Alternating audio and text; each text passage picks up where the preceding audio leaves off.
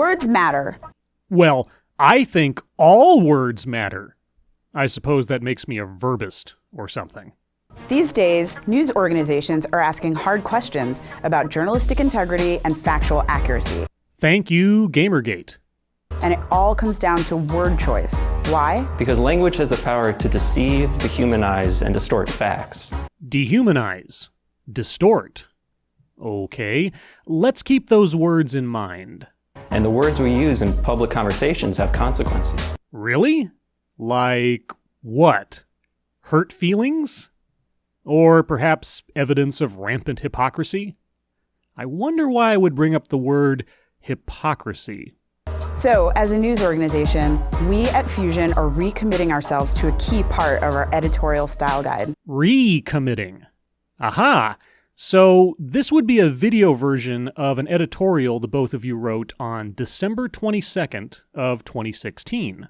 So from December 22nd and onward, you will not have been using words like white or black to dehumanize people or distort events. I'm glad we have that benchmark by which to measure your sincerity. Use words that inform, empower, and elevate facts over fantasy or political fiction, and show the difference. Inform, empower, elevate fact over fantasy or political fiction. Got it. And we're putting our thinking into action by eliminating two misleading and toxic words that trip many of us up every day: blacks and whites. Eliminating words that are misleading and toxic. Misleading and toxic are two interesting words to choose. Why are these words, alone and without accompanying context, of themselves misleading? And how are they, absent any surrounding context, inherently toxic? And more importantly, who are you to make that determination for your audience? You may have heard these words before. I've always had a great relationship with the blacks. The whites don't get any nominations. There's a reason this sounds awkward. It's because it is. Well, it certainly sounds awkward, since you took those audio clips completely out of context. Also interesting that you used, of all people, Donald Trump as your example. You wouldn't be trying to mislead me into thinking that only people like Donald Trump employ those words in a toxic fashion, would you? There's a logical and grammatical flaw here. Some people use the before blacks and whites. That turns these words into nouns when they should be adjectives. Adjectives can function as nouns. For example, the poor in this country need assistance. The doctor cares for the sick. The meek shall inherit the earth. These are not grammatical flaws. So, if this is the basis on which you are making this decree, you are incorrect. Adding the has a distancing effect that divides and objectifies. And the problem isn't solved by dropping the or adding a. Adjectives can function like nouns and also without nouns. We've covered this. Here, I've even found a reference for you with even more examples and conditions. So, I have to ask, are you two really editors for a news publication? These nouns misrepresent millions of people's lives and experiences. They reduce us to race at the expense of everything else that's true about us. Reducing people to race at the expense of everything else that's true about them. Okay, your grammatical argument is invalid on its face, so it's not even worth considering any further. All that's left is your stated intent in policing your own published language, and that has been variously stated as to avoid reducing people to their race, and to not dehumanize or to distort facts. Okay, these are the metrics. Let's continue. And there's a word missing when we say a black and a white. Person. Person is gone and replaced exclusively by race when we say a black and a white. Uh-huh. Well, that is observably true, so congratulations. But, and maybe this is just me reading between the lines, your tone implies that such word choice has a moral component to it. Putting person or man after the adjective signals your Oh, I don't know, virtue? That's why we're arguing that newsrooms adopt a simple fix. Use these words to describe people by their race and not define them by it. Ah, so you're scolding your entire industry to shape up, to not define people by the color of their skin. As of December 22nd, 2016, you hold the right and correct editorial perspective for the whole of the media. Noted. It might be a hard habit for news organizations to kick. The use of blacks and whites is pretty much everywhere in headlines. We've even found some in our Fusion archives. In your archives? Ah, so things like this are just a relic of the past now. Noted. But we have to try.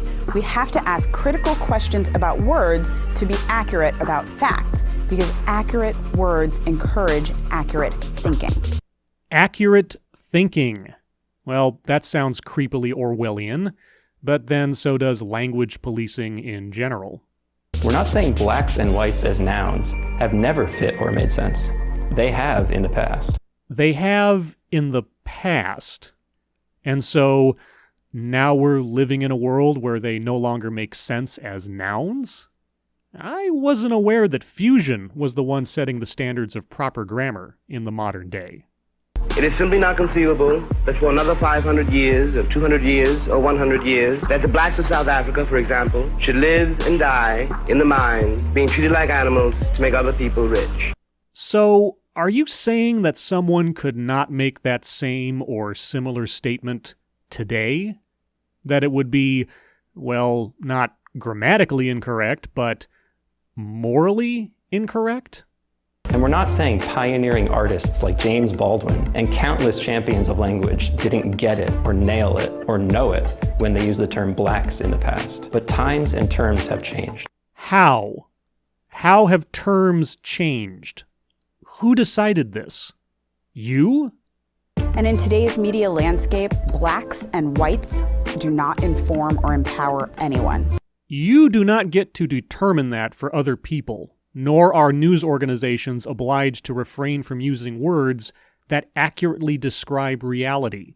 In response to skeptics of progressive style and language, this isn't about making us more polite or more politically correct. It's about making us think more critically, listen more openly, and speak more accurately. Well, how self-righteous of you. I am sure that the high standards you've set since December 22nd, 2016 are shining through to all of your content by now. Critical thinking and conversation matter. Words matter. Thanks for that parting, judgy look on your face. Now, on to the fun. 5 of the worst white-splaining excuses for racism. Published on, oh, no, that can't be right, December 29th? A week after your decree to not use these words to define or dehumanize people? Here's how Black Twitter celebrated Donald Trump's inauguration. Published January 20th, 2017. So there's Black Twitter and presumably white Twitter.